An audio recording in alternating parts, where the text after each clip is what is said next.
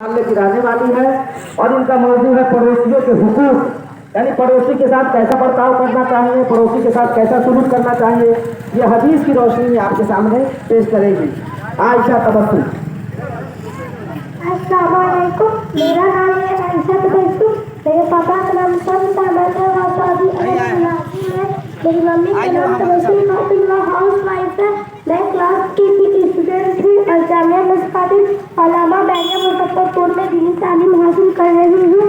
आज मेरा टॉपिक का पड़ोसी हुकूक बुखारी शरीफ से हदीस है। या रसूलुल्लाह फरमाया, खुदा की कसम वो मोमिन नहीं, खुदा की कसम वो मोमिन नहीं।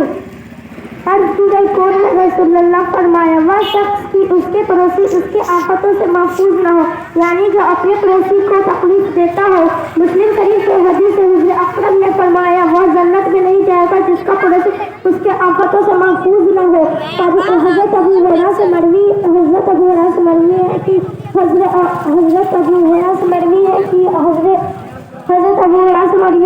अकरम ने इरशाद फरमाया, जो आदमी और क़यामत के दिन ईमान रखता है वह पड़ोसी की इज्जत करता है। इस हदीस से पता चलता है कि हमें पड़ोसी के साथ अच्छा सलूक करना चाहिए और उससे तरफ रखना चाहिए।